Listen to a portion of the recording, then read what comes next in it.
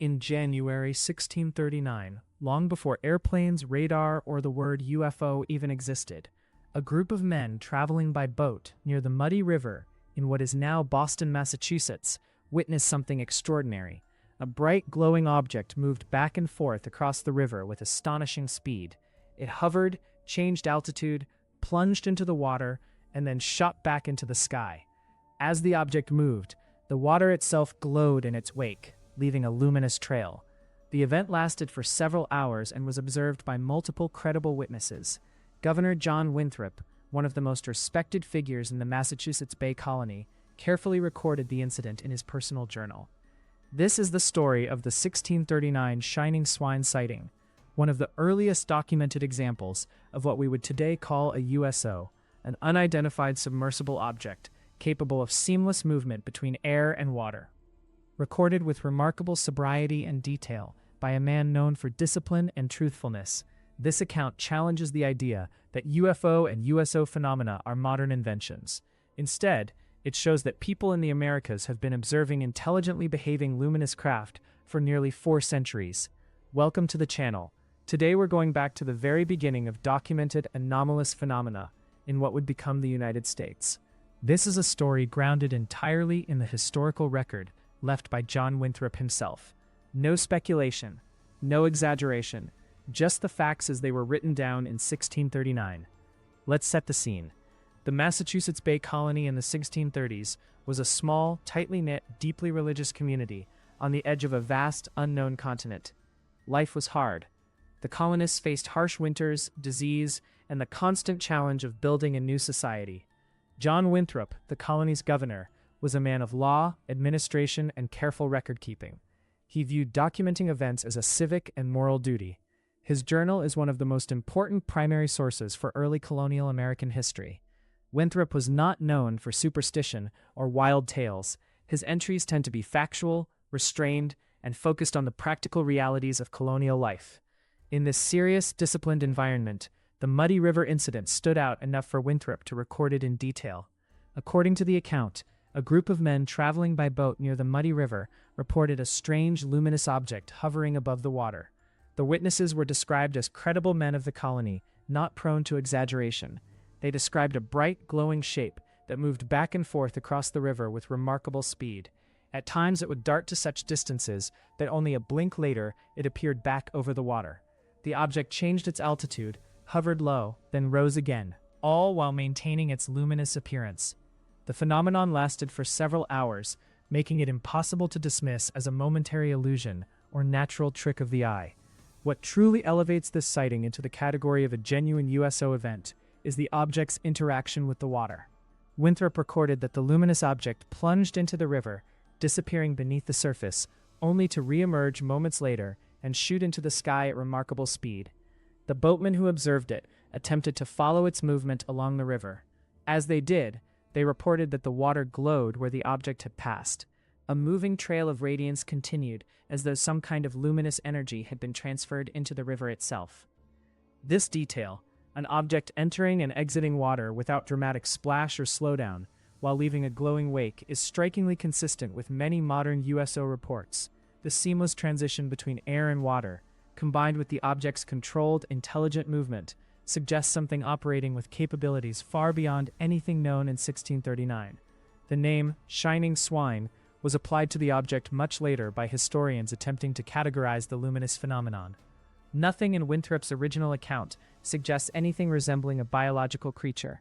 The term more likely refers to the bright, darting quality of the light, as colonists sometimes used animal metaphors for unusual celestial or luminous events. The actual description points toward a structured, intelligently moving object, rather than anything natural or animal-like. To understand the full weight of this account, we must consider the credibility of the source. John Winthrop was not a fanciful storyteller. He was a trained lawyer, administrator, and leader responsible for guiding a fragile colony through existential challenges. His journal entries are characterized by sobriety and attention to factual detail. He did not attribute the sighting to demons, angels, or divine wrath. Instead, he presented it as a straightforward observation from trusted witnesses. This restrained tone is unusual for the period and gives the account unusual credibility among early colonial records. The cultural context of the Massachusetts Bay Colony adds another layer of significance. These were deeply religious people who often interpreted unusual events through a spiritual lens. Yet Winthrop's record shows no immediate attempt to moralize or assign supernatural meaning. The event was noted as unusual, but factual. This approach mirrors how many trained observers in later centuries have reported UAP and USO incidents, describing what they saw without rushing to supernatural conclusions. The long-term importance of the 1639 sighting cannot be overstated. It provides one of the earliest documented examples in North America of an object exhibiting the exact characteristics still associated with modern UAP and USO reports: hovering, rapid acceleration, intelligent movement, and seamless transition between air and water. The glowing wake left in the river is particularly noteworthy, as many contemporary water-related sightings describe similar luminous effects. For researchers studying the history of the phenomenon, this account serves as powerful evidence that such sightings did not begin with modern technology, aircraft, or popular culture.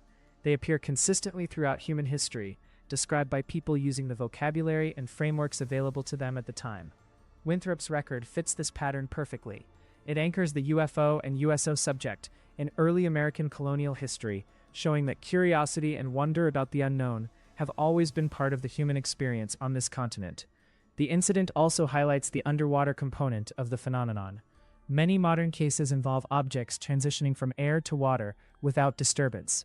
The fact that such behavior was recorded in 1639 by credible observers strengthens the case for viewing USOs as a distinct and long-standing category of unidentified phenomena.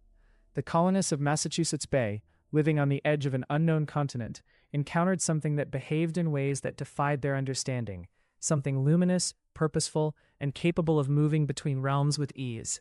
Today, the shining swine incident continues to fascinate researchers and those interested in the deeper history of UAP. It is frequently cited as one of the oldest credible USO encounters in the Americas.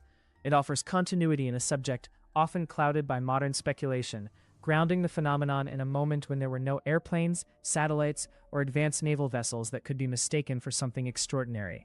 While the surviving details are limited, the account's strength lies in its source. John Winthrop's reputation for sobriety and meticulous documentation ensures that this sighting cannot be easily dismissed as folklore or exaggeration. It stands as a landmark in the long timeline of anomalous phenomena in what would become the United States. More than 385 years later, the luminous object that moved over the muddy river, plunged beneath the water, and left a glowing trail, still challenges our understanding. It reminds us that the mystery is ancient, that the oceans and rivers have always been part of the phenomenon, and that humanity has been observing extraordinary craft for far longer than many assume. The 1639 sighting recorded by Governor John Winthrop remains a powerful testament to the enduring reality of unidentified aerial and submersible phenomena. In the quiet waters near Boston nearly 4 centuries ago, something extraordinary moved between sky and sea, and careful observers took note. Their testimony, preserved across time, continues to invite us to look up and to look down into the water with open minds and honest curiosity. The shining swine of 1639 may be one of America's oldest documented mysteries, but it is far from the last. The phenomenon it represents continues to this day.